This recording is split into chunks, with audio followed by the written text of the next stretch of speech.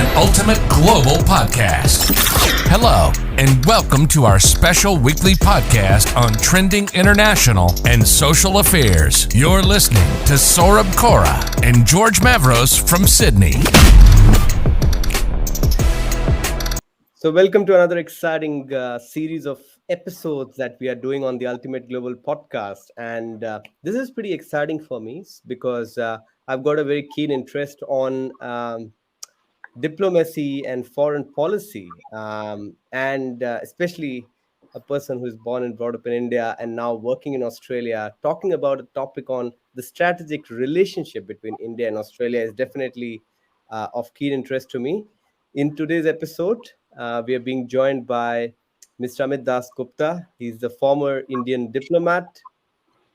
He was also appointed as the inaugural India Country Director for the internationally ranked University of New South Wales in Sydney in July 2016. And thereafter, in July 2020, during the COVID time, he was appointed as the strategic advisor for the university at its India engagement program, which is among its flagship outreach activities. He's a director. He's also director on the board of UNSW Global India Private Limited, and he's got a lot of accolades under his name. He was also the former Consul General of India in Sydney during a difficult period in India-Australia relations following attacks on the Indian students that threatened to sow the bilateral relationships back then. But in today's episode, we are going to talk about the recent strategic relationship between India and Australia. So, there has been a change in the political power in Australia, and we can see that there is some sort of freshness in the relationship that has been there between India and Australia pretty recently when Anthony Albanese visited India. And he was the first Australian prime minister to visit India since 2017. So that definitely tells about the strategy that he has come up with to build a relationship or give that a fresh start to the relationship with India. And it all started off with that cricket match in Ahmedabad between India and Australia, the theme of which was friendship through cricket, which also commemorated 75 years of India and Australia's diplomatic relations through cricket at Narendra Modi Stadium in Gujarat. So probably, Amit, we might want to start off with this question itself, Amitji. How important are India and Australia for each other? Not only in the coming years, just talking about the present times only. Well, for several years, a subcontinent and a continent ignored each other. And there were various reasons behind it. And I think it challenges all credibility and rationality for India and Australia to be apart. I think there are so many shared interests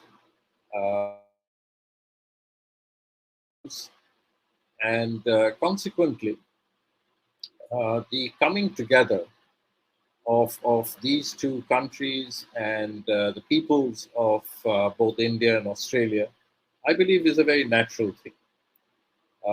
When governments come together, the objectives are purely strategic. And so we have a comprehensive strategic partnership agreement between India and Australia. But I think it's also a matter of bringing people together. And so we see a rapid increase in the relationship in the bilateral framework. And that's been a very positive indicator of things to come. So I'm very confident that the relationship is at its early stages. It's shown incredible promise and will only grow stronger over the years. Yep. What do you think about the three C's of the relationship, Amitji? We often talk about Commonwealth cricket and the curry. Uh, Australians love the Indian curry. Australians love to play against India in cricket. And we also talk about the Commonwealth as a common relationship. but a lot of the people don't understand it beyond it. Because when the prime ministers recently met, it was, they talked about the partnership that was there in defense. They also talked about an economic cooperation agreement that should be there between the two countries, and also the important international education sector, because a lot of international students from India come to Australia to study. So do you think, is it all about those three words that we talk about, or is it more than that, which acts as a key element to soft diplomacy between the two countries? Look, I mean, I think we need a change in vocabulary if you want to have a strong and solid relationship. When people in Australia spoke about the three C's, it was at a time when the relationship between New Delhi and Canberra uh, was really quite lacked substance. It lacked depth. It lacked intensity. But at the same time, it was a warm and cordial relationship. India and Australia were not enemy countries, and people did reach out to one another. And so the three C's possibly made sense. It doesn't make sense to Indians because the curry that is cooked in India is very different from the curry that Australians are used to. And we have a completely different view of the Commonwealth.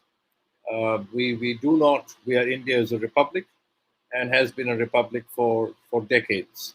So, really, the three C's never really made much of a sense to anyone in India. Cricket was a good and strong binding factor. People, even common people over here, we're all lovers of cricket. They would know people like Donald Bradman, but of course Ricky Ponting, and then the entire genre of Australian cricketers. We love playing with them. We've lost many games, we won many games, and it's been a bonding of friendship and competition. But it's been played in the spirit of the game. So I think cricket is something which we all have affection for. Uh, so sports could be one of the soft power elements that you're speaking about, but then there are so many other soft power elements that bring us both together.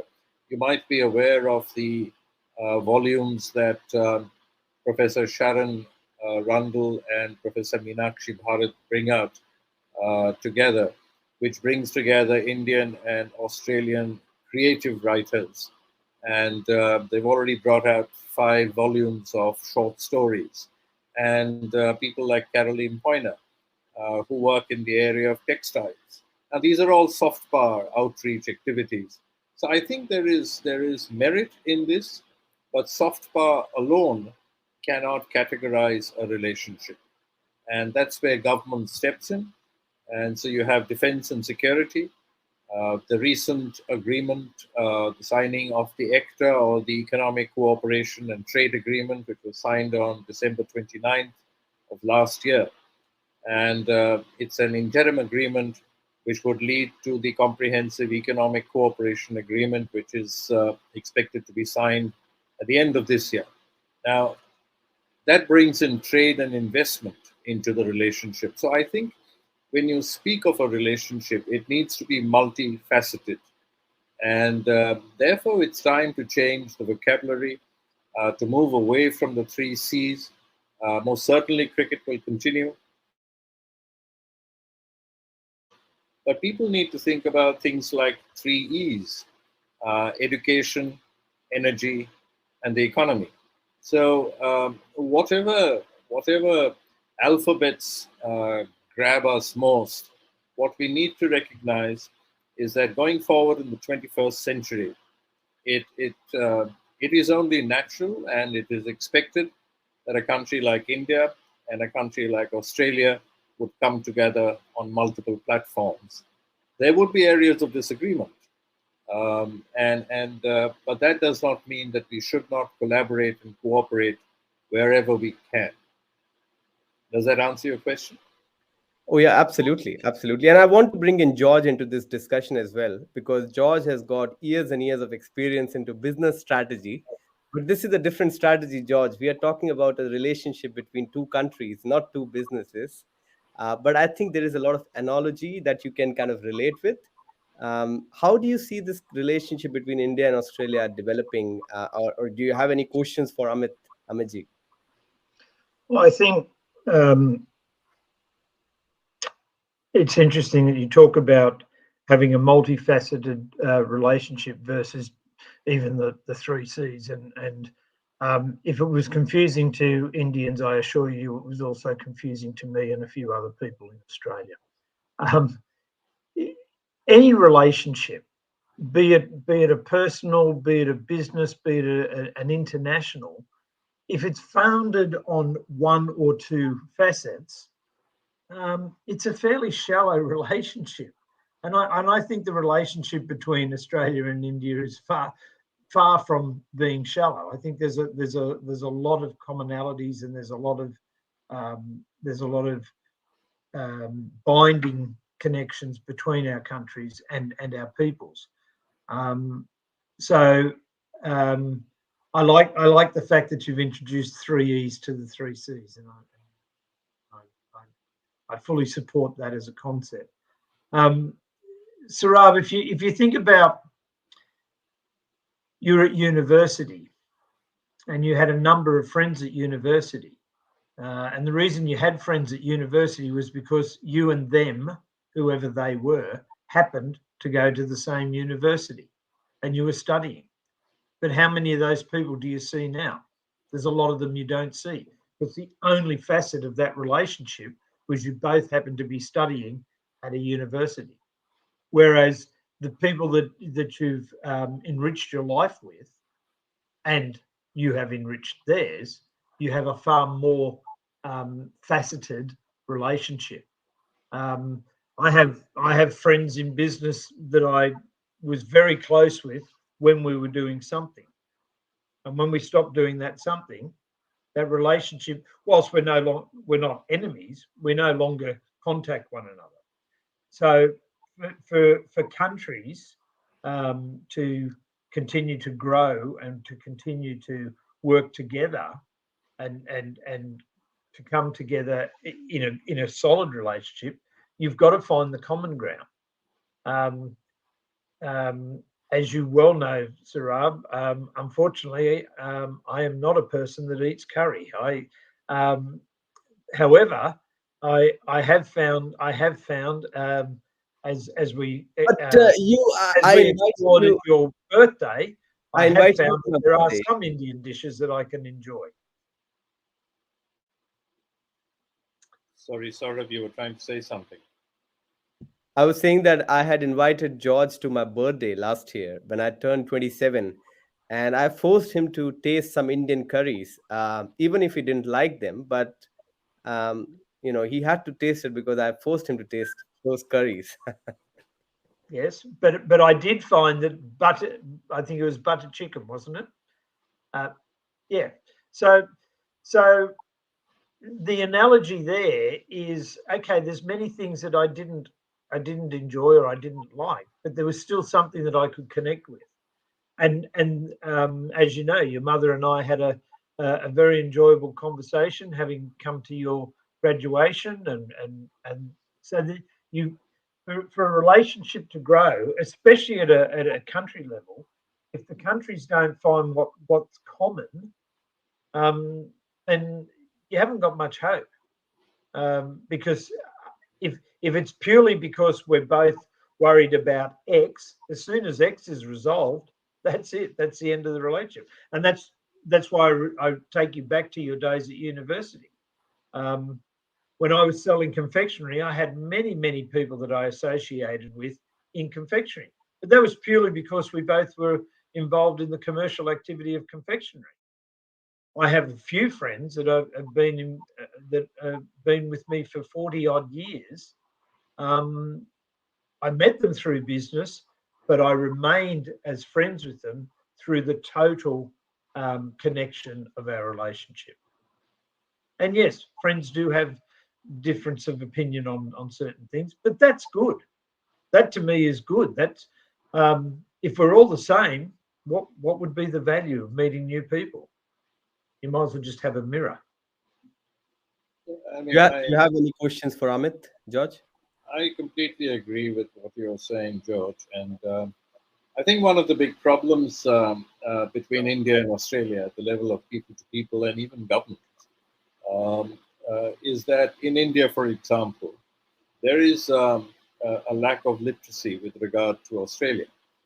And in Australia, I dare say there's a lack of literacy with regard to India. And very often what we tend to believe is that if you're doing business, let's say, with China, then doing business with India would be the same, whereas it's not. Mm. Let me give you an example. If you were to ask an Australian to name 5 internationally published Indian authors in the English language, they would not be able to do so. And if you were to similarly ask an Indian to name, let's say, an Australian author who won the Nobel Prize for Literature, I dare say they would not be able to respond. So the point I'm trying to make is that, as you very rightly said, relationships need to be multifaceted. They cannot be focused on a single item. And this ability to know more about each other will also help focused discussions. Let me explain this. If you take the Comprehensive Economic Cooperation Agreement, or which is similar to what people would refer to as an FTA, now the success of the FTA would the governments will negotiate, but it's business and industry that translates it and takes advantage. And if you want to go from $25 billion to 50 and then $100 billion over the next 5-6 years, then what you would need to do is to recognize that Australian companies would have to come to India to do business and vice versa. But most people in Australia and most people in India don't know the company's law, the trade dispute mechanism, how does the GST system operate, what are the Reserve Bank of India or the Reserve Bank of Australia guidelines, what are the customs duties and regulations. None of this is known to people. And unless you really expand your literacy, you're not going to be able to take advantage of what's been put on the table. So I come back to a point that Saurabh was talking about when he said cricket. You see, what happens is that the governments can negotiate with regard to the business of governments, which is defense, security, but it's business and industry that needs to negotiate with regard to areas which are within their competence, which is trade. And when you go to people, if you look at the education system, for example, there needs to be much greater synergy. Right now, Australian universities are only looking at Indian students as a revenue model. Yes. You know, how do you get more money? And you get more money and funds, etc., if you get more Indian students. I mean, Saurabh is a prime example in terms of how much money his parents would have spent on his education. But that's a transactional relationship. If you really want a relationship, you need to invest in relationship building, which means you move from transactional to transformational. You start looking at what kind of research strengths does Australia have? What are the research strengths that India has? And how do we solve a problem? Because not all problems are problems that are faced by India. Climate change is a problem that both India and Australia face. Water is going to be a serious problem globally. How do we deal with these issues? Renewables, how do we deal with this? Waste utilization. We don't talk about waste management now. We talk about how do you utilize waste. Now, these are all pressing global. Look at the multiple pillars, as you said very rightly, the multifaceted relationship is what is going to be sustainable. Then we need to sit up and think about all of this. And then there is a tendency for us to actually to say that let government handle it. But government can't. Government is not going to sit down and do business between India and Australia. It's businessmen who would do that. But businessmen will do it only if they understand how Australians think. How do Australians do business? How do Indians do business? And I think this lack of literacy is going to be a huge stumbling block that we need to find a way of overcoming. So Amitji, what do you think? How can we eradicate that? Is there any way that universities can collaborate on that, or is it to be done from people to people who are coming here to interact? So when Indians interacting with Australians, they should do something at their level. How do you think this challenge can be eradicated? What you're talking about? It needs to be an institutional and an organized mechanism. And I think the universities are best placed to do this. And it needs to be multidisciplinary, because in as much as you need to get the faculty of law involved, you have to get the faculty of business involved, but you also need arts and humanities, because people need to understand what does it mean to go to India and work. I mean, we are a federal country, so is Australia, but our systems are different. Our systems are different, and there is always a tendency to say that, look, if I dealt with person A and person A behaved in this manner, and if I have to switch from A to now person B, I would have the same expectations as person B. I mean, Chinese as a language, Mandarin as a language, is the second most widely spoken language in Australia. And for decades, Australian business has done business with China. And so there is a mindset, there is a way, there are a series of expectations that this relationship has been built on. But if you start doing business with India, you have to jettison that mindset. And the only way you're going to fill that space, that vacant space, is through knowledge. So there has to be a knowledge delivery mechanism. And I think the educational institutions are the best placed to provide that. I don't know who else could provide that, but really, if Australia is important, as it should be, if India is important, as it should be, then I think we need to fill this lack of literacy gap. Do you have any questions, George? Yeah, well, I think it's a question. It may end up just being an observation. One of the things that I've been involved in business, and predominantly a lot of that has been involved with imported products for many, many years. Now, a good part of my involvement in importation, that, as it happens, came from China. And to this day, I still get frustrated with the number of people that talk about the poor quality of product that comes out of China, and the poorer quality of product that comes out of India and Malaysia and Indonesia. When I first started, I'm now 67, but when I first started around 20 years of age, Japanese quality was not good quality.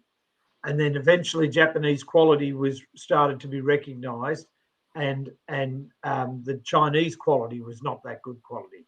And then the Chinese quality started to lift, and the prices started to lift, and then we went to Korea and Malaysia and Indonesia, countries like that. So what I've found is been the most significant impact on the quality of product that's imported from Asian countries and that whole area, be it China, be it India, be it Korea, whatever, is usually some stupid Westerner that goes over and says, I have this item, it costs $50. Can you get it and deliver it to me for $5? And somebody says, yes, I can. And so they make to a Westerner's ridiculous margins or ridiculous pricing structure. For me, I used to, in the tail end of my years importing and things like that, I don't do that much of it now, but I do consult on it. If you want to talk about brass and you want to talk about that sort of product, then if you're not going to India, in my opinion, you're crazy, because they seem to have the ability to produce and manufacture the things that I wanted anyway in that area.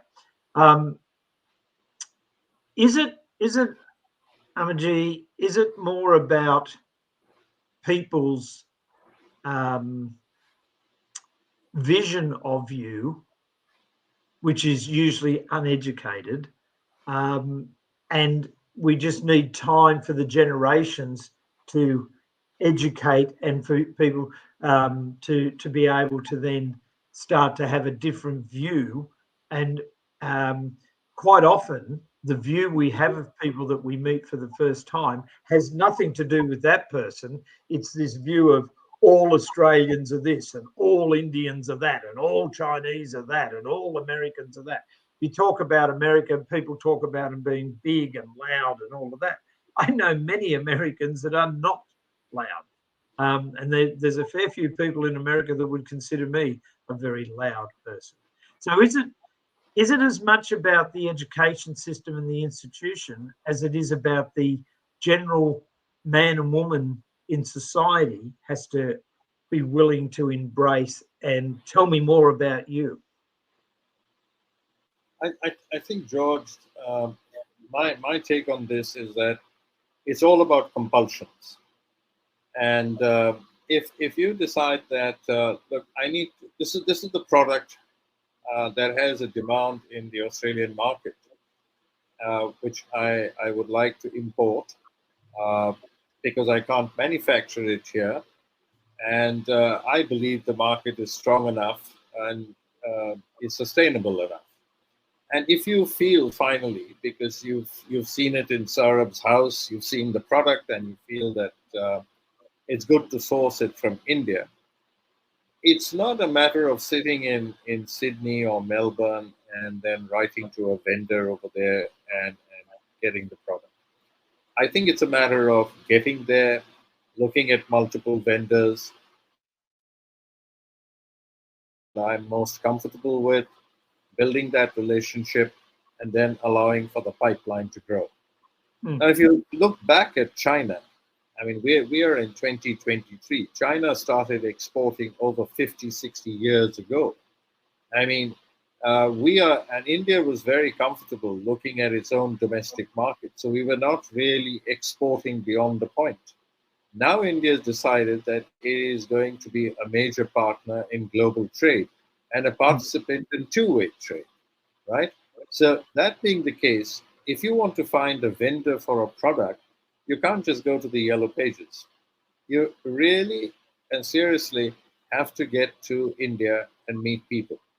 Yep. Do we need to wait for a generation? No, I don't think so, because as a very wise man said, in the long term, we're all dead. So I think it's all based on the recognition of compulsion and how important and how driving that compulsion is. If you need to get it done, I believe that you will get it done, which is why I have a very strong faith in the business community of both countries, because you can't tell business and industry that you have to do business with China or you have to do business with India or Malaysia or Vietnam or whatever it is. They will decide where their margins are going to be good, where the quality is going to be sustainable, and how efficient the relationship is going to be. And more importantly, how sustainable would it be? Because you always want a pipeline, isn't it? So it's compulsion driven to my mind. And I personally feel that the resilience of the business sector in both countries is such that they would see lots of opportunities in each other's market. I mean, India is a country of 1.4 billion people with a middle class of 380 million people. You know, it's baffling sometimes to think of numbers of this nature. At the same time, it is not comparable to say that Australia is a country of 24 million people and therefore it's a small market. It isn't. It's a very rich community of 24 million people, and it most certainly is a viable market. And for all these decades, Indian businessmen have actually said Australia is very far away and it's only 24 million people. So let us go to Europe and let us go to the United States and sell over there. And Australia got ignored. The same problem happened in Canberra, where you looked at India as a poor country and far away, and the logistics was a problem, and so how do you do business with India? I think this whole gamut, this matrix, needs to undergo a revolution. It cannot be an evolution, because evolution means you give it time. One generation, the next. It has to be a revolution because it has to be done rapidly, quickly. Because as I said, not me, someone else said, in the long term we're all dead. And the compulsions are very, very severe. The global economy is going through a crisis. It's a very fragmented, divided world we are living in, aren't we? And I think it's important for us to recognize that whatever we do, we want to be able to create a strong economic base, and we want to leave a legacy behind for our children. Yep. And quite frankly, it's governance, it's the market, it's the education system which establishes that. I just wanted to ask you here, Amiji, on this thing that uh, I think you've already touched base upon this, how each country looks at each other. So how India looks at Australia and how Australia looks at India.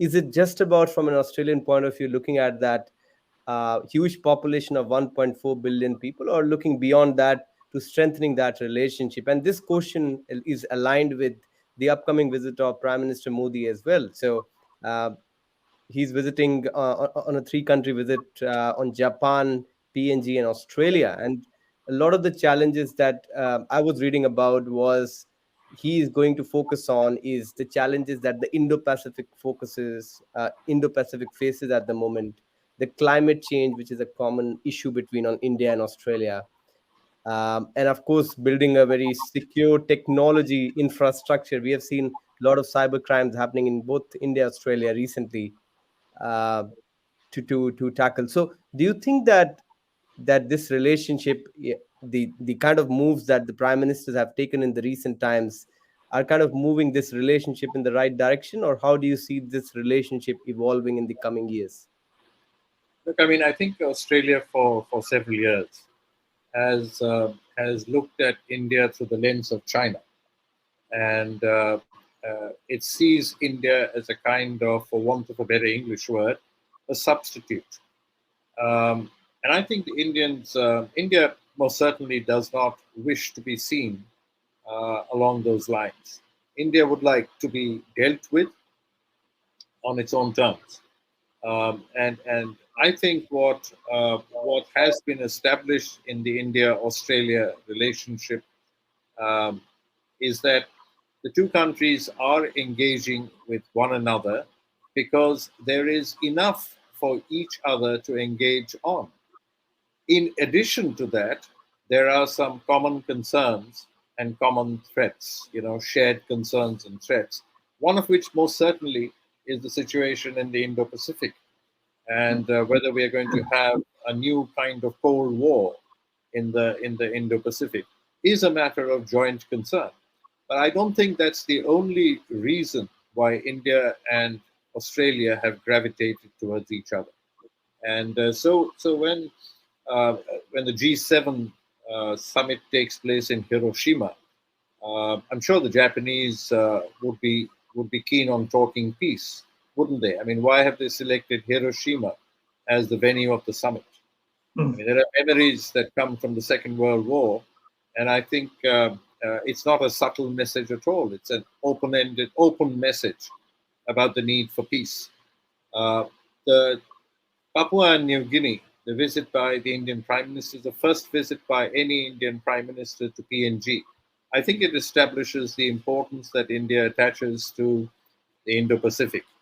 And I think that's very important for us to recognize that it impacts Australia in as much as it impacts India. Now, this is a confluence of two oceans, the Indian Ocean and the Pacific Ocean. And I think it's India and Australia, India and Japan, and India, Japan, and Australia see a significant role that they have in trying to maintain peace rather than have a confrontation with China. And it's a confrontation no one can afford for multiple reasons, and some of them are very obvious reasons. But apart from that, the global community hasn't yet recovered from the pandemic, have they? We have a Russia-Ukraine crisis going on, which has literally crippled Europe. I mean, Europe, all the statistics say that the headwinds that they are facing, the economy is on the brink of collapse. There's going to be huge unemployment. So why would anyone want a war with China? I mean, this is the time for global solidarity. At the same time, it's also important for us to recognize that if you want to talk peace, you must also be prepared for war, which is why we understand, the maritime exercises that India, Australia, Japan, and the United States would be undertaking, the Malabar exercises, as they're called. You can see the context of AUKUS, which has taken place between the US, the UK, and Australia. You're seeing the defense budget of Japan going up. So I think it's the picture that you're drawing is a complex picture where there's huge amount of intersection that's taking place. But the sole objective, to my mind, needs to be the quest for global welfare and global well-being. And you cannot achieve that if there's going to be another war. I mean, there's a fabulous saying. I mean, there's not only that history repeats itself, but that we should never underestimate the addictive power of human stupidity. And really, I mean, people might feel that, look, let's take on China and have a war with them. For what? For what? I mean, who's going to benefit from that? And it's very easy to sit in an air-conditioned room and talk war, because those who die are the ones in the trenches, the soldiers die. And so I think it's important for us to recognize that the India-Australia relationship is a significant relationship in the 21st century, because it's a relationship for the future of the Australian people, the Indian people. More importantly, it's for global welfare. It's not a relationship that is based on being detrimental to China and the welfare of the Chinese people. It's an embracive relationship. Did I make? Yes, of course, Amitji. Do you have anything to add up to that, George? No, I just think so. Yet again, another exceptionally valid point that you make. I remember my my adopted dad. I adopted him, Amitji, as opposed to him adopting me. And a couple of things that he said to me, and he said, any fight, any war, any battle that can be won by 10 paces or 10 words is probably the best victory. Because if it needs physical to resolve it, doesn't matter how good you are, the other side will usually get one or two good shots in. And I've never forgotten that. I've always seen that as being something not just on a personal level, but on an international and a global level. I mean, if you take what's happening between Russia and Ukraine, everybody when that started there would have been, I reckon, 80% of the people around, if you'd asked them, would have put their money on the Russians walking in and just wiping them out and doing that. Well, there's been a lot of mums and dads that don't see their kids anymore. There's a lot of husbands and wives that don't see each other anymore. And the point that you make, it's all very good for the Russian management or government to be sitting in their ivory towers and their air-conditioned offices. They're not the ones that are going out there and dying. So, and whatever the victory is, whoever wins, there's been many a person lost that didn't need to be lost. It's a real tragedy. one of the things that I find interesting at the moment is that it appears as though China has lost sight of another thing that I was taught at a very early age. And that is, I was taught at a very early age, try and see yourself as others see you. Because through your eyes, it just looks great all the time. And it's very true. We get caught up, Sarab, in our own, what I call our own advertising. And this is how I think I'm projecting, and this is how I'm perceived. But that's through our eyes. And China at the moment, to me, says, well, if Australia and India are going to get closer together, that means that we're going to be left out. Why? If with Australia doing this, or Papua New Guinea doing this, or India doing this, or this and this, it's got to be adverse to us. And so one of the interesting things that I've seen from that is that we copped a fair bit of flack, alas, and trade sanctions and all that sort of thing. But I actually think that damaged the Chinese reputation in general, because there's a lot of people at the sideline saying, well, hang on, if they can do it to them, they could do it to me. And so that's brought together relationships at a far more rapid rate, Amaji, than had that not occurred. Because quite often, when you see the bully pick on somebody else, you actually realise the bully could then pick on you. And so that brings the other people together in case, well, now together we'll defend ourselves. And so I think the Chinese approach over the last few years is actually another influence that's helping the relationship, where people have sort of, not just Australia and India for that matter, but in the region, there's a lot more countries now saying, oh, we need to talk to each other a lot more than what we did before, because we could all be suffering the bullying from this guy. And I think I don't want to talk about that point. I was pretty impressed with the Indian Foreign Minister S. Jaishankar when he was asked about his stand on the Russia-Ukraine war.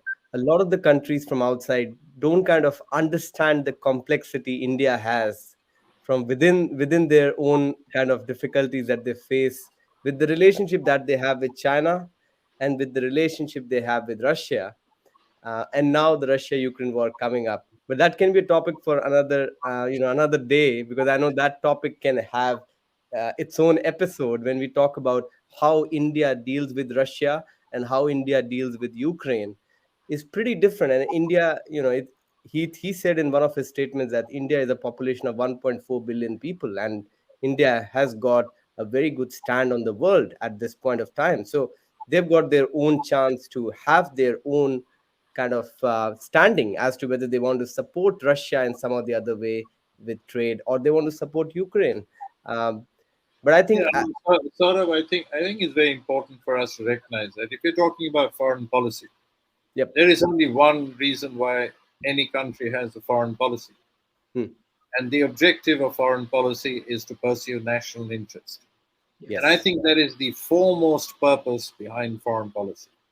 So I think what Jaishankar, the Indian External Affairs Minister, was the point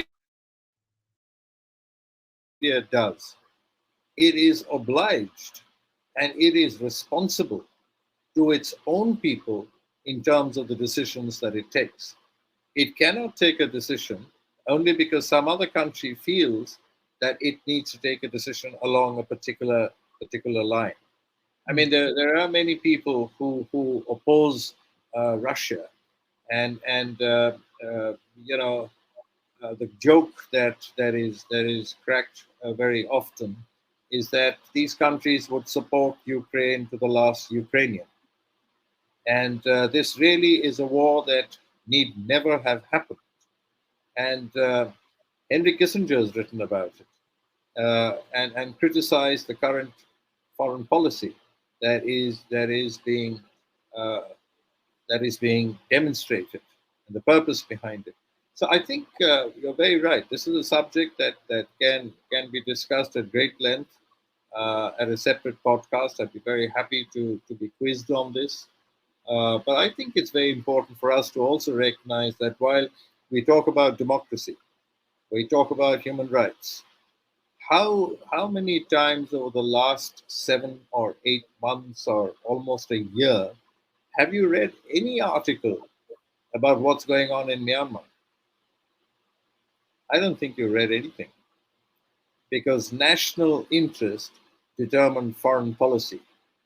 And in the very first speech that was given when President Biden took over, when Mr. Biden took over as the President of the United States, his very first foreign policy speech, he said, "We are going to do what is expected of Americans." And he spoke about Myanmar. And he said, "We will intervene, we will do things, we will make sure there's democracy." But do you hear anything about it today? You don't. So I think what's important is we should never lose sight of the importance of national interest. That is the key. Is it in my national interest to confront China militarily? I don't think so. I don't think so. Is it in my national interest to come close to Australia? Most certainly it is. Not just 100%, 200%. There's a logic to it. There's a sustainability to it. And let's remember, in 2014, when Prime Minister Modi visited India, which was 30 years after Rajiv Gandhi's visit to Australia, Prime Minister Modi spoke about a close relationship. He completely changed the vocabulary. He completely changed the template. And today what we are seeing is a continuation of what he started, and a strengthening of that across multiple pillars: security, defense, counterintelligence, naval relationship, military exercises, people to people, scientific cooperation, education, health, and of course now trade and investment. Yeah. Yep, I think that's absolutely true, Amitji. I've been very vocal about criticizing the current regime of India on different occasions.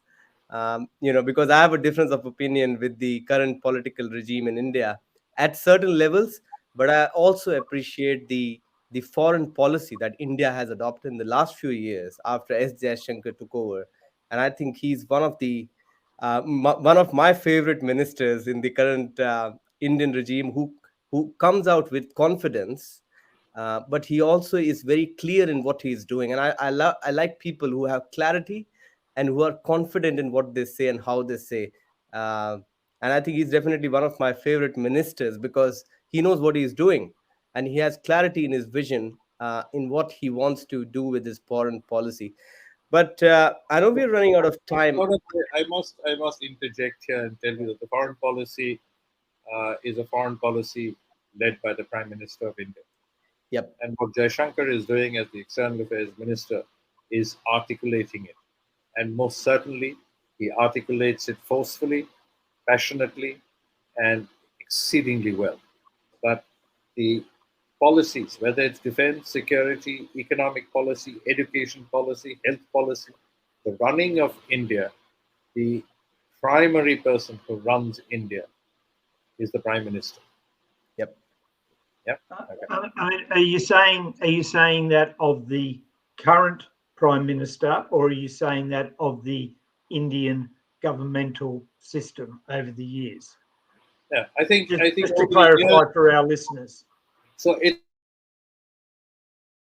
minister who most certainly receives alternative views where such alternative views are helpful, but ultimately the person whose neck is on the block is the Prime Minister. And I think it would be fair to say that where India is today in terms of government policies are the policies of the Prime Minister, who conveys it to his different ministerial colleagues, who thereby articulate it. So I don't know if I clarified the question in my response. Well, I guess the reason I was asking the question is because if you go back to the Hawke-Keating government, many people argued that Hawke was the Prime Minister, but Keating was the one that was pulling the strings, etc. If you go back to the Howard government, a lot of people, good or bad, laid that at John Howard's feet. So the inference in those two different governments in Australia was that John Howard in his time was running it, whereas in the Keating had a far more. And I think towards the end, probably Keating did have a lot more to say. I personally believe at the beginning, the policies and the way Australia behaved was very much thank you to Bob Hawke. Now, for me, I am traditionally a Liberal voter. However, I support both Labor and Liberal if I think that they've got the right ideas. So in the current New South Wales government losing, the Liberals losing, I was delighted because as much as I'm a Liberal voter and as much as I think the Liberal government in New South Wales did a lot of things, good things, I think that there was a whole lot of reasons why they needed to go. But I wouldn't see that the state government was necessarily being run by the Premier of the state over the last few years. Yeah, well, look, I mean, George, I think, we can make distinctions between what is the strong prime minister and what is the not so strong prime minister. I'd say that the present prime minister, and if you go back in history, people like Prime Minister Indira Gandhi, people like Pandit Jawaharlal Nehru, these are people where the prime minister knew what she or he wanted, and then set the tone for the government. And Dr. Manmohan Singh in his first term was precisely that kind of prime minister. But in his second term, I believe that it was not he who was the one deciding what needed to be done, but the Congress party. And that is a very different scenario. So people say that the first term of Dr. Manmohan Singh, that's the term in which the historic 123 agreement with the United States on the civilian use of nuclear energy was signed. That particular term was a very powerful term. But the second term of Dr. Manmohan Singh's government was an extremely weak term and one that didn't deliver on anything. So I think what happens is that prime ministers have their own style of functioning. And I believe that the current government, the prime minister is the one who sets the tone of what needs to be done. And then his ministerial colleagues execute it. Yep. And those who feel that perhaps tweaking is required would, I think, as part of any democratic environment, suggest what the alternative possibilities ought to be. And I think the way we are brought up, Amitji, I was born in 1995. With the way we are born and brought up in India is we always are respecting the difference of opinion. In a classroom, we can have 10 people talking about the same topic, but everyone can have their own views, and that's completely respected. Um, and I think that's the whole idea of being India, that we are a born democracy where people think differently, people come from different cultures and languages, and that's why we have got an analytical mindset of kind of thinking differently uh, i- on the same situation, which I really am fond of. But we can go on this discussion. Before we end today's episode, Amiji, I want to talk about something special which you kind of wanted us to talk about, and I'm pretty happy to talk about that because I think I briefly read about your book, which is called Why We Fail, which is kind of coming to release in the next month or so. So do you want to talk about what that book is and what's the message that you're trying to give out of that? Yeah, I mean, I sort of found it's a book that has been in my head for 40, 50 years. And I've always found it fascinating and confusing that there are lots of books in the market on how to succeed and why we succeed, you know.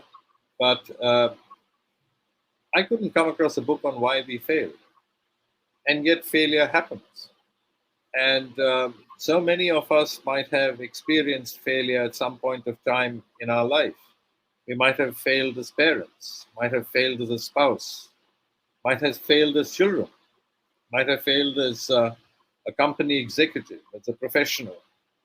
Uh, Institutions fail, companies collapse, even nations fail. And yet, failure as a subject is not something we want to talk about. And when we do talk about it, we do so in hushed whispers, almost as if we are embarrassed about it. And in India, for example, I mean, just an example, there's a lot of premium put on children to do well in their school leaving examinations. And the pressure put on them is very, very high. And if they don't do well, and it's something that's been happening for decades, reading in the newspapers about how school children have committed suicide. Now, why do they do this? They do this because they failed, in their view, to live up to the expectations that the parents have of them. And so I think there are multiple reasons. We are running out of time, so I won't go into them all. But one of the reasons why people fail is because they're not chasing their dream. They're chasing someone else's dream. And because they're chasing someone else's dream, they don't feel a sense of passion, in terms of what they're going to do. So there was a famous study done by a Zen Buddhist, Professor Alan Watts, and he conducted an experiment at a US university when he was doing career counseling. And he asked the students to pick up a piece of paper and scribble on that as to what they wanted to be in life. And after 5 minutes, he said, "Okay, can you take a piece of paper and write down what you want to be in life? But this time, remove making money from the equation." When he compared the results, it stunned him. Because in the first set of responses, people said doctor, engineer, finance analyst, lawyer, hedge fund manager, that kind of stuff. Stuff that everyone around you, the social milieu, considers to be successful careers. But in the second one, they wrote things like artist and poet and chef and travel writer and photographer. Jobs that people would say, "Oh, that's a hobby. That's not a profession." And I think this big thing of what you want to do, what you want to be in life, and what someone else wants you to be in life is a big dilemma that we fight. It tears us apart. And I think it's one of the big causes of failure. Of course, there are multiple other reasons I talk about in this book. It draws on history, on sociology, on political science, on medicine, on philosophy. So it was great fun for me writing the book. And, if you go back to what George said, George made this point, which I think is a fabulous and a very important point, something I've spoken about before and I write about, which is that people have perceptions about one another. This is what Indians are like. This is what Australians are like. Or this is what Americans are like. They're very loud. Or this is what Chinese are like. This is what the Greeks are like. We have these views. And that's because we are filled with mind boxes. And then we see a Chinese and we pluck out from our mind box that perception, and then we typecast people, and it's a big cause of failure because we typecast them. Did you know, for example, that the first person who was killed after 9/11 in the United States, gentleman, is the first person who was shot dead at a petrol pump because the man who shot him dead thought that he was a member of Al-Qaeda. And what happens is the perception in our brains tells us this is what a representative of the Al Qaeda looks like. He has a long beard, and he has a turban on his head, right? So I think when we ask ourselves why we fail, all these things juxtapose. And I've had great fun writing the book. Looking forward to the launch. Initially, of course, it's only going to be meant for the subcontinent because of international rules and regulations. And thereafter, hopefully, versions of the book will be available in other parts of the world. Yep. Well, definitely, Amitji, I must say that I really am fond of listening to George for 4 hours. I knew that, but I didn't know that I'm also getting fond of listening to someone else now. But I think you have been really, really insightful in the last 1 hour. I don't want to end this podcast episode. I really, really, I'm forced to end this episode, which I don't want to do that. But on behalf of George and myself, I think I want to invite you for another episode where we just talk about foreign policy, because I feel that your insights on foreign policy are really useful, can be very useful for our audience to listen to. And what do you think about this, George, today's episode? I think you made one error then, Sarab, because you talked about inviting Amit back for another episode. I want to make a commitment with him that we have him back for several episodes, because I certainly don't want to be limited by just one more episode. I think we could have some wonderful discussions, and we could pick a whole host of topics. On your book, is it available as an electronic copy at the moment? Well, not as yet, because the book is not officially out. I mean, this is the book, but this is a publisher's copy, so the market edition would be ready sometime a little later. I look forward to being able to read the book. And a couple of things on failure from myself. And it's interesting that this has come up today, because I was talking to somebody today that sees themselves as not being good enough and having failed. And I said to that person, do you understand that WD-40 was a failure 39 times? Because WD-40 actually is water displacement formula 40. The first 39 didn't work.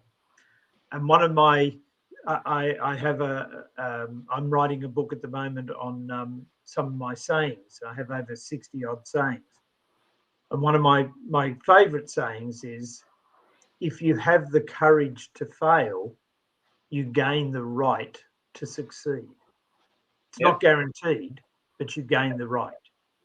And the most insightful thing that I will give anybody listening to this, and anybody that eventually gets to read the book when it comes out, the only people that I've ever found that have never had a failure have never tried.